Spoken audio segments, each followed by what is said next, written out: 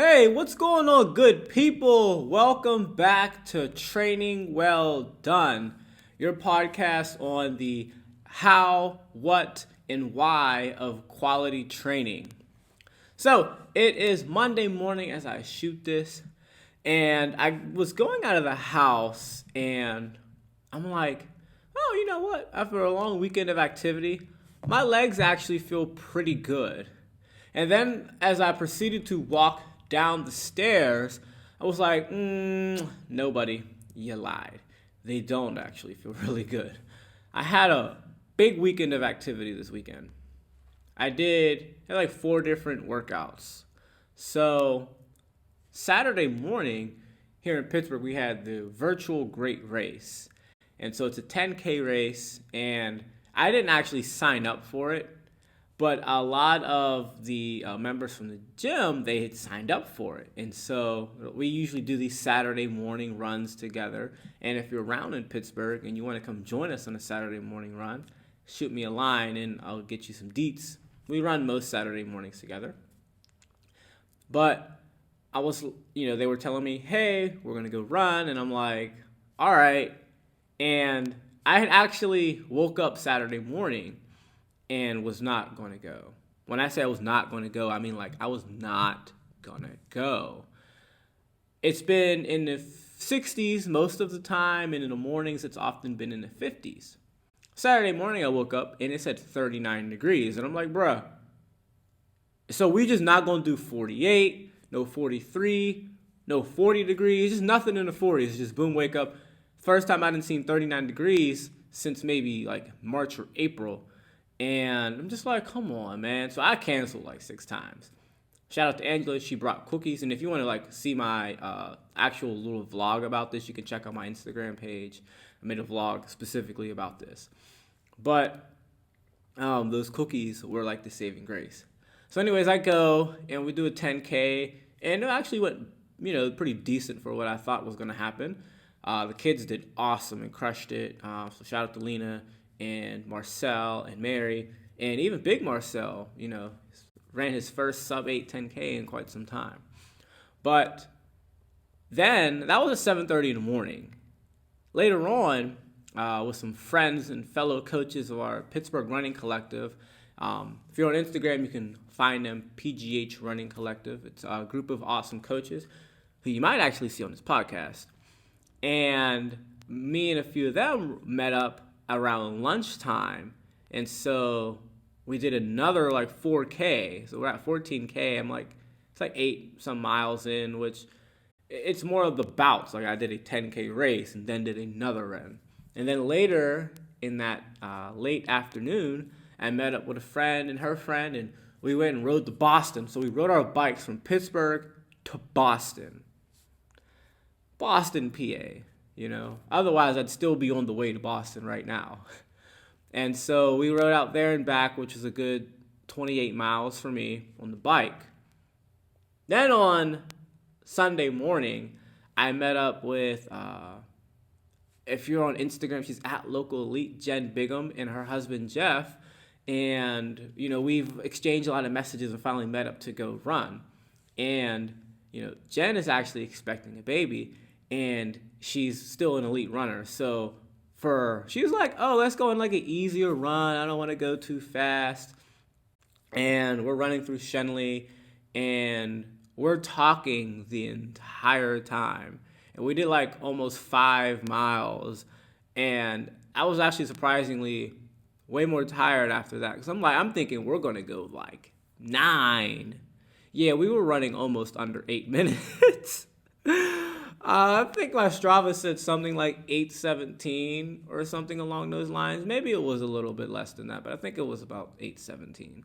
And I'm catching myself like almost gasping as we're going. But it was a great time. I really enjoyed that. That totaled to be somewhere to the tune of 14-ish miles in total. And so I actually didn't feel like particularly sore when I got up. But when I walked down the stairs, it was, oh buddy, you're not gonna go run today.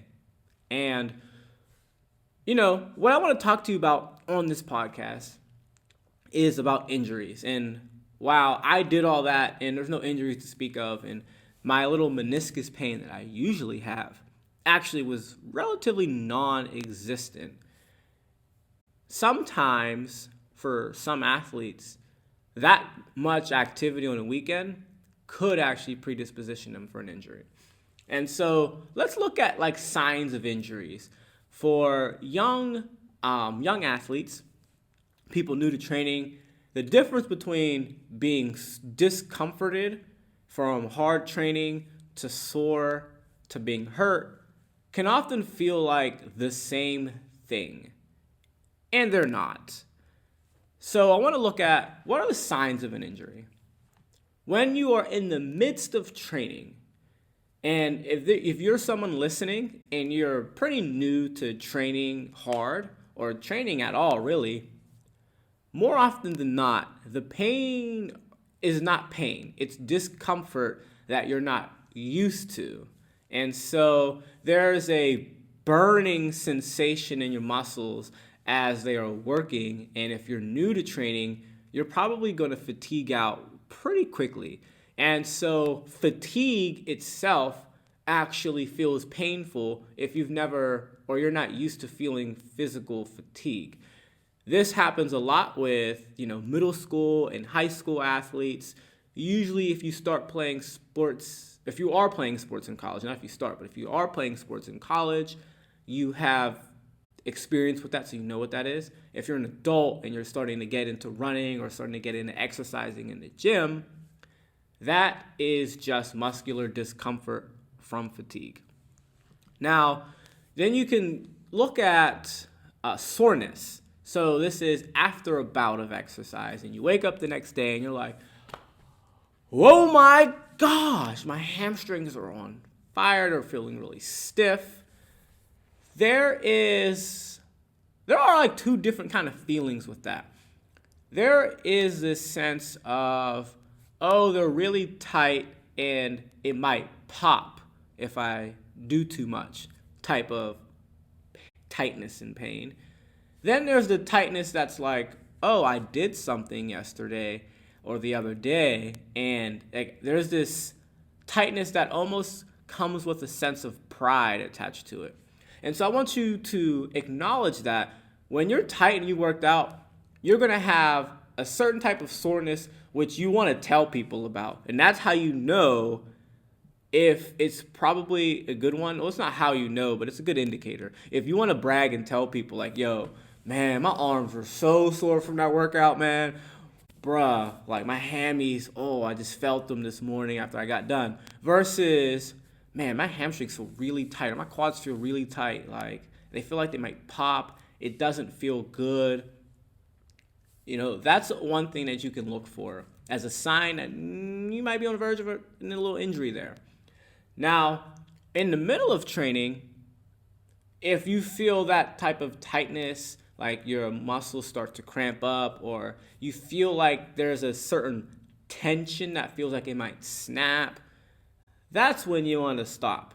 And then most other signs of discomfort are probably related to an injury or an injury about to happen. So if you feel swelling's often going to be associated with inflammation to one of your tendons or one of your ligaments.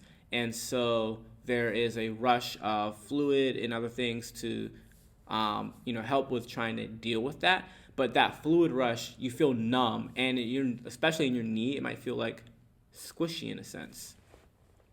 You may also feel sharp pain, like if you got pinched.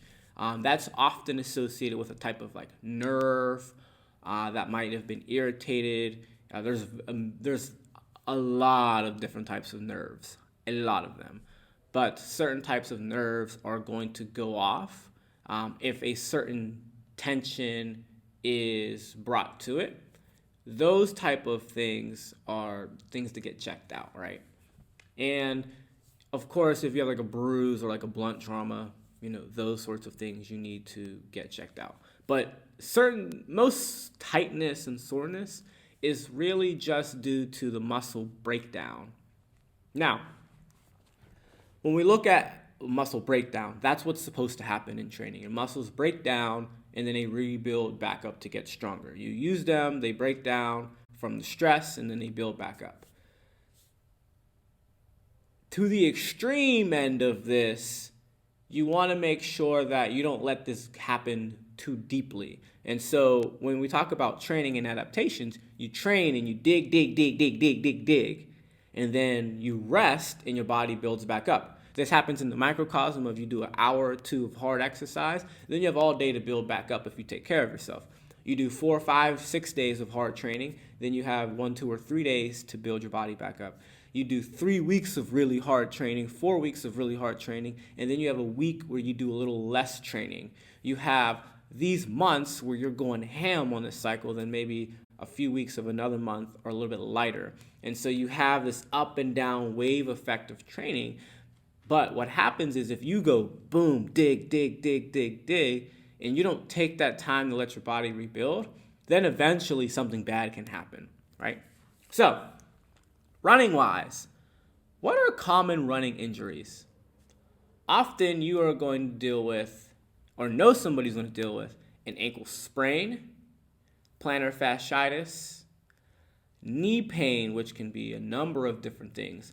Often a patellar or quad tendon, could be an LCL, MCL problem, ACL, PCL.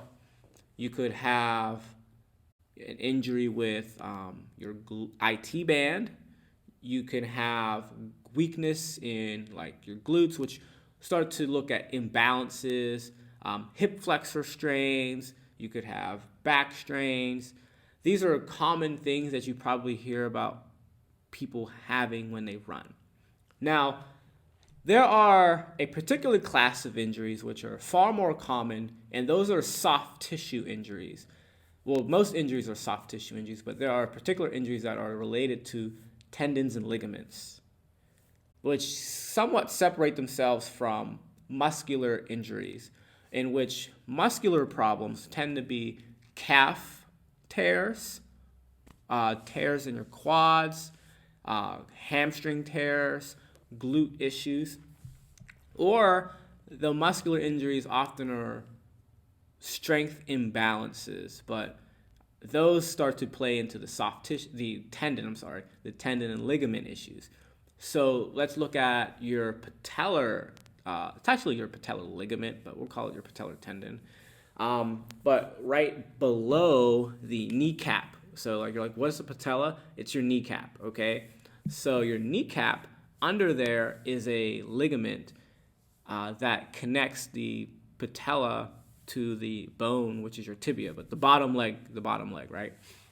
And so when that is irritated, or if it's the one above the kneecap, that is your quad tendon, which connects your quadricep muscles, your quads, right, on your thighs to your kneecap, and therefore down to your lower leg.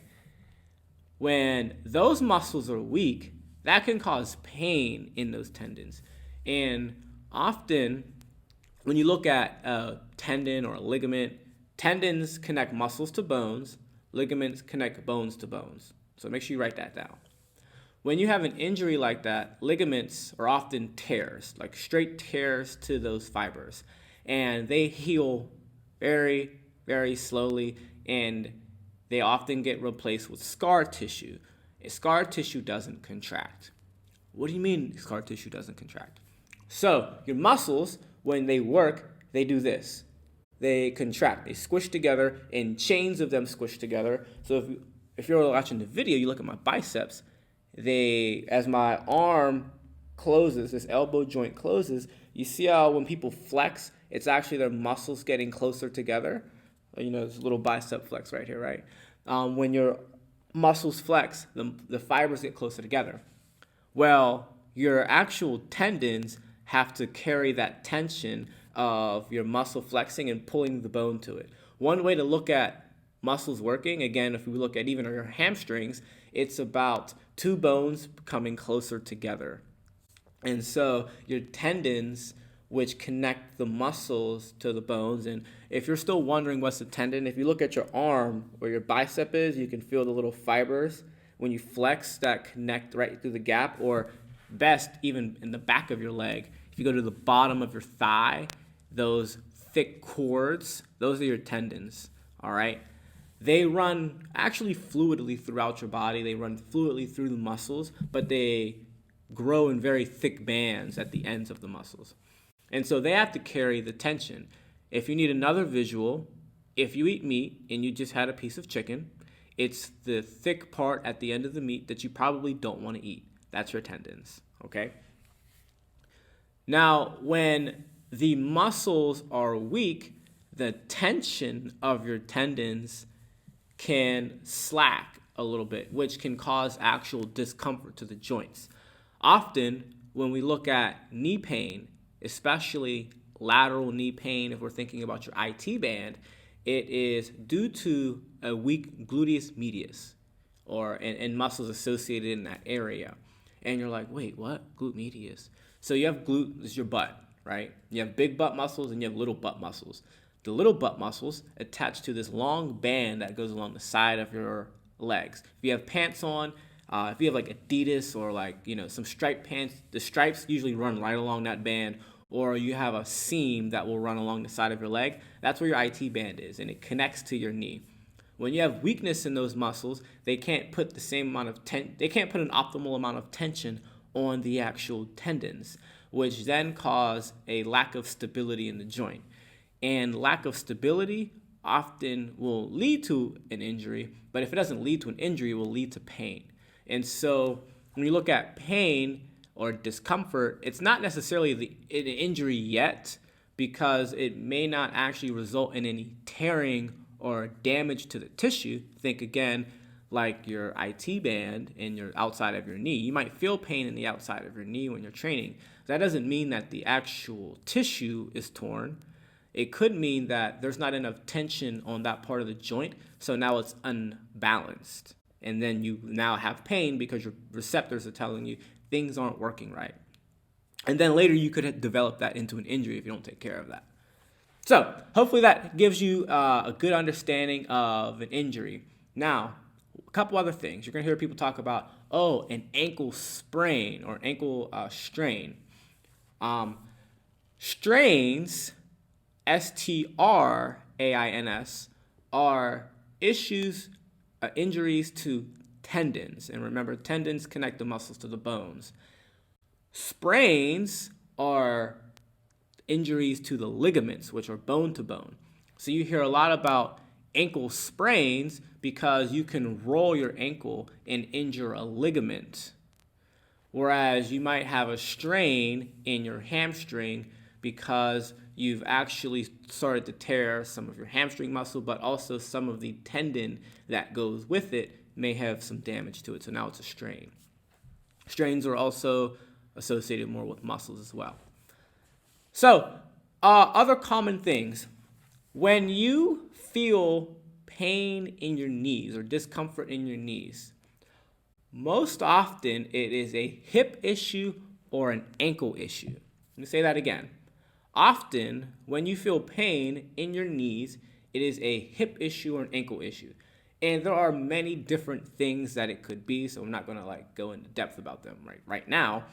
But issues with MCLs, PCLs, ACLs often have to do with muscular strength imbalances in your legs, and also due to work volume.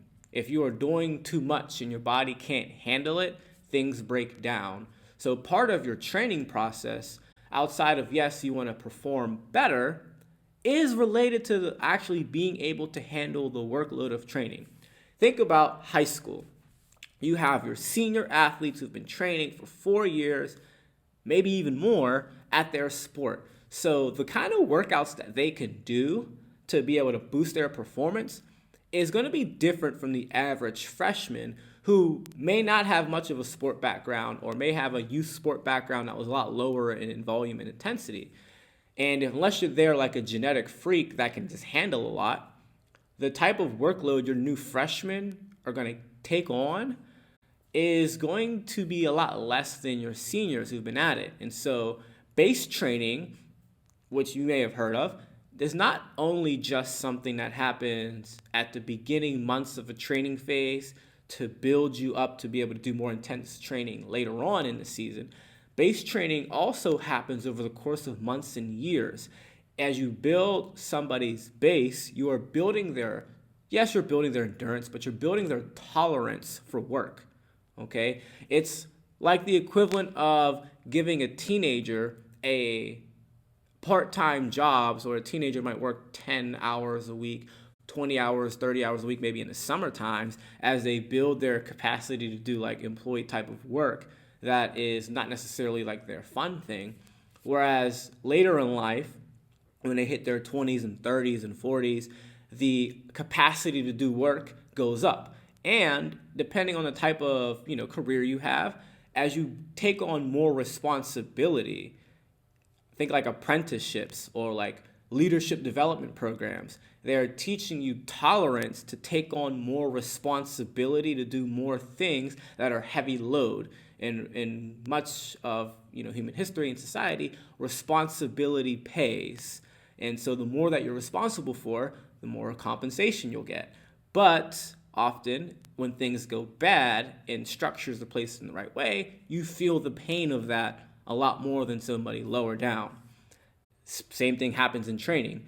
The more years you put into building up a bigger base and having ups and downs of peaks in your training, then you can handle more higher risk, high reward training at the back end of your career when it comes to championship times, okay? Olympic cycles and their trainings of Olympic cycles train in these fashions. So, hope that helps you out with understanding injuries. I want to leave you with what to do and what not to do when you actually get hurt.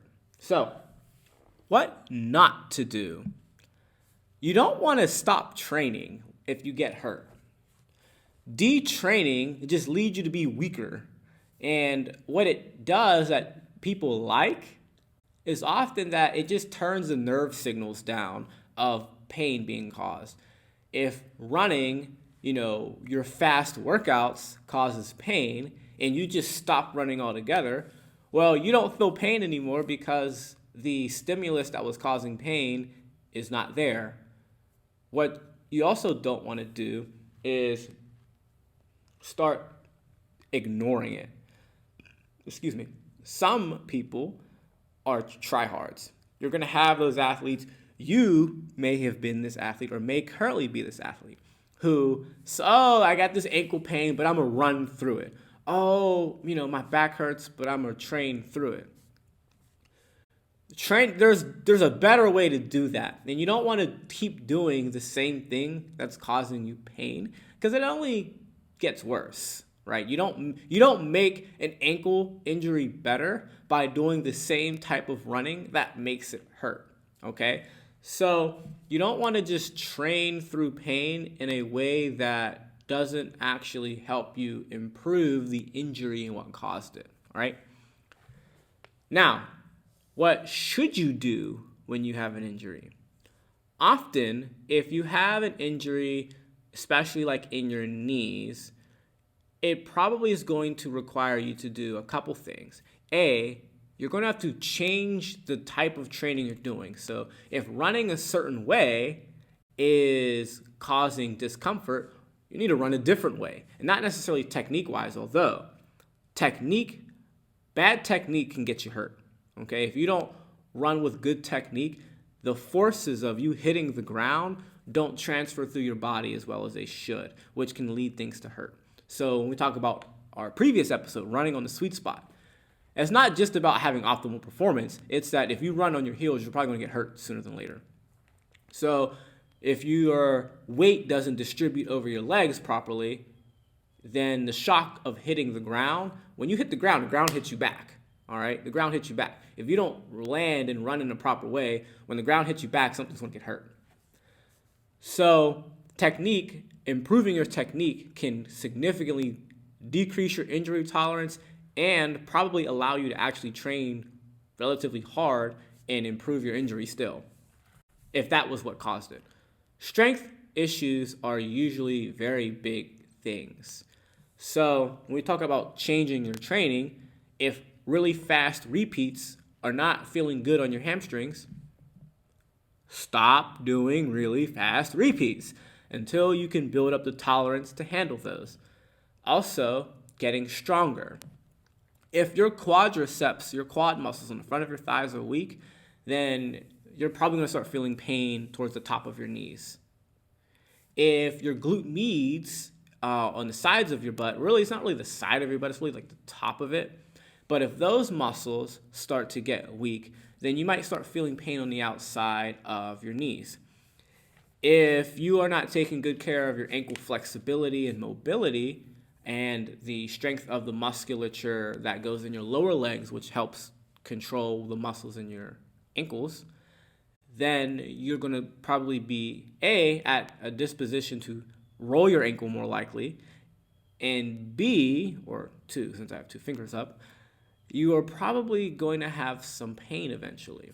So, strength training is what you should be doing if you have an injury to be able to improve, again, the tendon's ability to handle the load. Because at the end of the day, the stronger your muscles are and the more you train them, then the stronger your tendons can be. All right, so that's why, part of why strength training matters. Check out our other episode on that, right?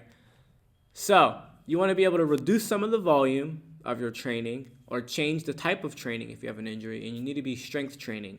But you do not want to stop training altogether, because then you just detrain and you get weaker and then you lose your fitness as well. And also, being out of shape can put you at disposition to get hurt. All right?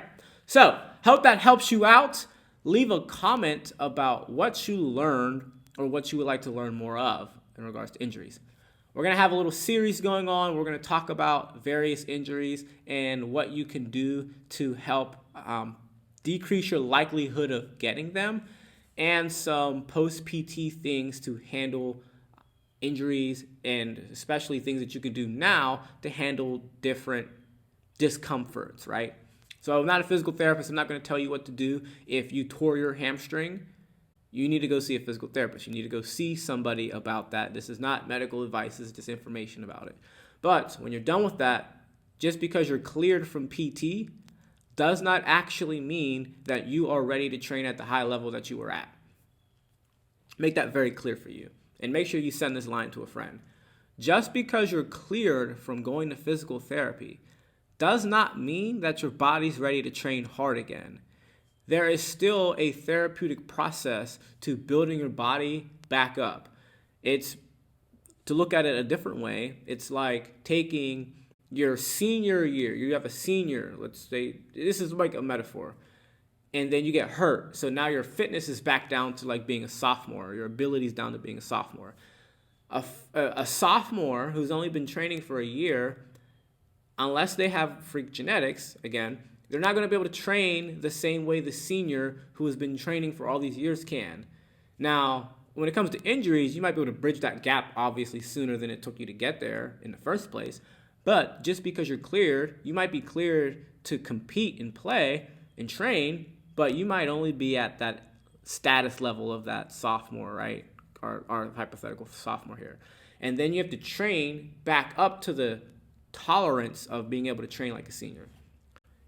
When we talk about reducing risk of injury and quote-unquote injury prevention, it's largely about tolerance to training, building up your body's ability to tolerate more work and harder work, okay? So take that and run with it. We will be having some new stuff coming out here pretty soon about different things that you can do. Oh, yes. Shout out to this glass, the mug that I just had some water from. It's from an organization that previously was known as Cameroon Football Development Program.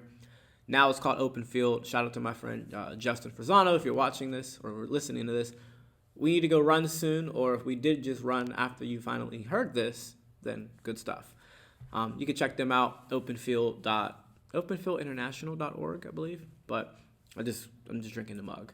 So if I can help you out with anything, please send me a line. I'm donald@ghperformance.com. You can find me on www.ghperformance.com. If you're interested in looking at our remote coaching, learning more about what we do, we help runners with their strength training, with their actual running training for competitions from afar. If you play another sport, I work with a lot of ultimate frisbee players on actually their conditioning programs from afar, so you can take a look at that. Obviously, you have a gym here in Pittsburgh, PA, where it's always sunny, shining, and warm all the time, all year long. Wink, wink, right?